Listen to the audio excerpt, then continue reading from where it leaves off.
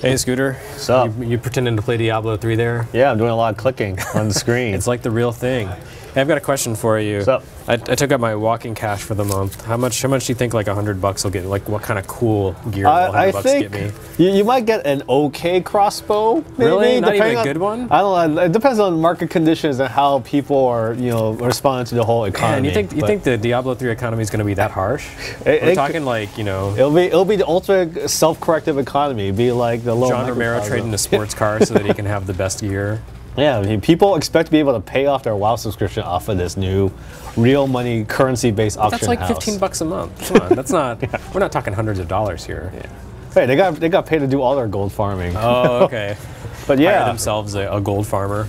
Yeah, there's a lot of weird stuff going on in Diablo. I mean, the game itself was cool, but they announced like you can now auction things off for real money. Yeah, so every real money trade. That's kind of crazy. Like that's something that publishers have been fighting to keep out of. Yeah. Online RPGs all of these years, and now all of a sudden Blizzard's just like it's them kind of it's them basically realizing like it's going to happen, and rather than the users saying, hey, I'm going to go to I have cool DiabloItems.com and this is totally your money is guaranteed, totally safe. They say like, you know what, we'll take a cut, but at least it's a good safe secure system. Then it's an interesting way to look at it, and people are kind of doing it anyways in Diablo 2, so might as well do it officially. Might as well take a little something off the top. But it is weird that when I play this game, sometimes if I see something that my character can't use, I might think, I might initially think, oh, I'll give it like Jeremy, like, oh, his demon hunter can use his nice crossbow. But then I might be a jerk and be like, no, I could probably auction this for like maybe a good like $60 or something like that.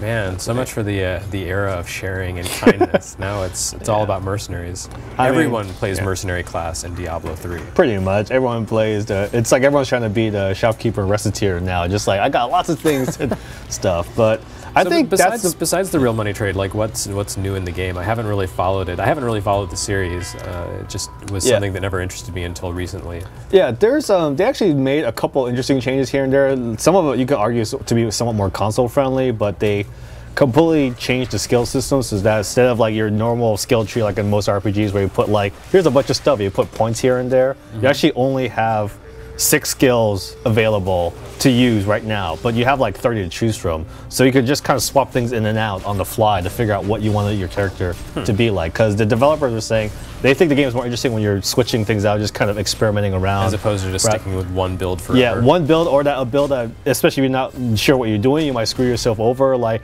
I'm a rogue, why did I put all this money leveling into like leveling up my wisdom or something like that? Like they said, no, the interesting decision is do I be the rogue, the demon hunter that shoots from far away, or the demon hunter that like rolls in and hits people with ninja stars kind of thing. So is there any penalty in gameplay for switching between these roles, or can you just... I mean, it's mostly, I guess, don't do it when you're being attacked because it's the unwise decision to do it while you're in the menu. So it's not like Final Fantasy X-2's Dress Spheres where everyone just goes and changes the middle battle. So, and there's also like the runestone system where every ability also, besides the default thing, has 5 different versions depending on what color it's using. I think those decisions might be more permanent maybe, or like harder to move around in kind of thing. That might be, but the runestones don't come up until Act 2, and the beta only has Act 1. So you can pick them up as items, but you can't actually use them until later.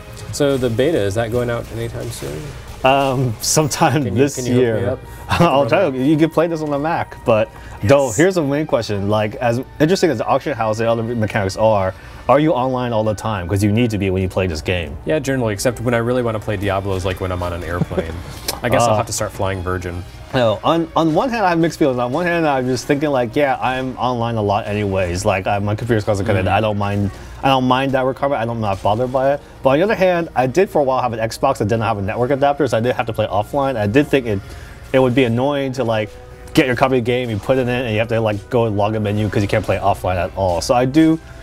I personally don't mind that. I'm just like, okay, whatever, I'm on the internet now all the time. But I do see some sympathy with people that sometimes, like, if you're in England, you got crappy bandwidth connection and you're cut off, then you can see the, name and password menu more often than the actual game, possibly. That sounds kind of annoying, but the thing I'm really cluing in on right now is you use the phrase console friendly. I bet there's a lot of unhappiness about that. It's...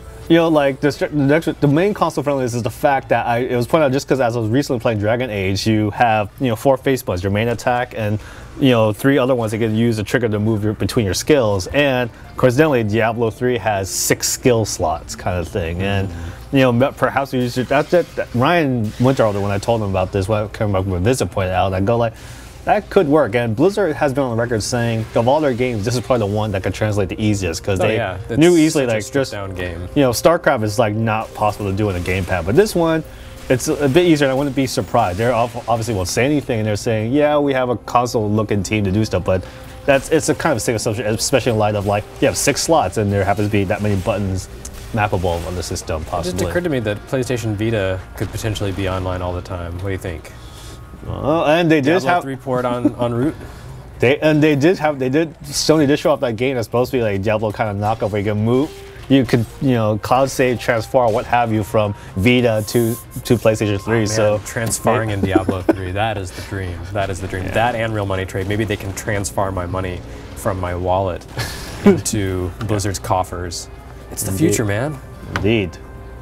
I'm gonna go back to pretending I'm playing. All right. Yay. Enjoy your clicking.